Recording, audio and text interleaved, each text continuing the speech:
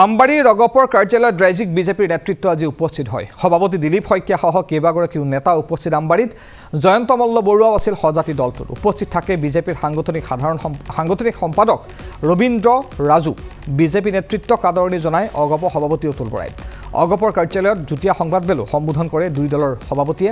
ইপিনে তৃতীয়বাৰলৈ বিজেপি মিত্ৰজোঁটৰ চৰকাৰ গঠন কৰাৰ বাবে ৰাজ্যবাসীক কৃতজ্ঞতা জ্ঞাপন কৰে অতুল বৰা আৰু দিলীপ শইকীয়াই।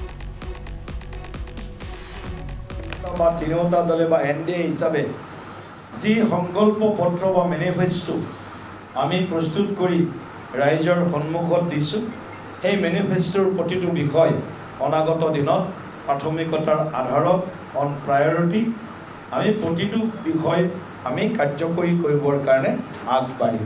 অগপ দল মই যেতিয়াৰ পৰা ৰাজনীতি ক্ষেত্ৰখনত আছোঁ, 2001 চনত যেতিয়া প্ৰথম মিত্ৰতা হৈছিল, সেই দিনৰ কথাও মনত আছে।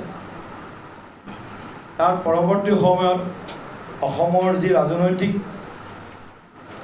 আমি দেখিলোঁ যে পৰিৱৰ্তিত ৰাজনৈতিক পৰিস্থিতিটো অত্যন্ত প্ৰত্যাহ্বানৰ মাজতো আমি কেতিয়াবা সৰু সুৰা দুই এটা মতৰ অমিল নিশ্চয় হৈছে, কিন্তু আমাৰ মাজত কেতিয়াও মনৰ অমিল হোৱা দেখিবলৈ পোৱা নাই। যোৱা 1 চনৰ পৰা যদি আমি 26 চাওঁ, অৰ্থাৎ আমাৰ এই গোটেই মানে ৰূপালী জয়ন্তী বৰ্ষ হৈ গ'ল আমাৰ মোটামুটি মিত্ৰতাৰ। গতিকে 25 বছৰীয়া আমাৰ ৰাজনৈতিক যি মিত্ৰতাৰ ৰাজনীতি, এই ৰাজনীতিত কেতিয়াবা সৰু সৰু দুই এটা কথা হৈছে, কিন্তু বহুত দিন ইয়াৰ কোনো ধৰি ৰখা নাই। অগপও ধৰি ৰখা নাই, বিজেপিও ধৰি ৰখা নাই।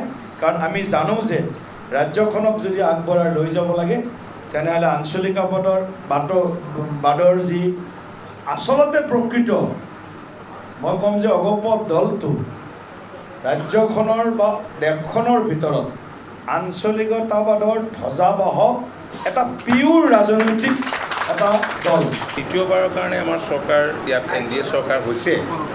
গতিকে আমাৰ মিত্ৰতাটো অধিক মজবুত কৰিবৰ কাৰণে অন্তত সঘন এনেধৰণৰ অলপ চেণ্ট্ৰেল পৰ্যায়তে নহয়, জিলা পৰ্যায়ত বা গ্ৰাছৰুটলৈকে বহাৰ এটা ব্যৱস্থা থাকিলে, এতিয়া যদিও আমাৰ প্ৰাৰ্থী নিৰ্দিষ্ট সমষ্টিত আছিল, কিন্তু বাকী সকলোতে আমাৰ যিহেতু কম বেছি পৰিমাণে প্ৰায়বিলাক সমষ্টিত আমাৰ যি সাংগঠনিক স্তৰ আছে, সেইবিলাকক আমি আন্তৰিকতাৰে কৈছোঁ যে তোমালোকে একদম অপেনলি পোৱা নোপোৱাৰ এইবিলাক বেদনা পাৰা, greater interest of the state তোমালোকে লাগা।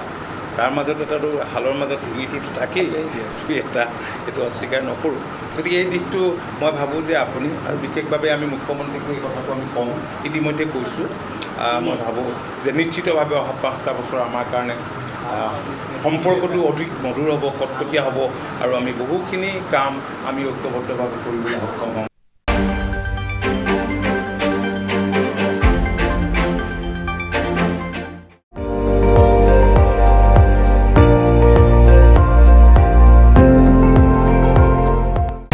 আপুনি চাই আছে ND24, সৰ্বশ্ৰেষ্ঠ নহয় সৰ্বোত্তমৰ দৌৰত।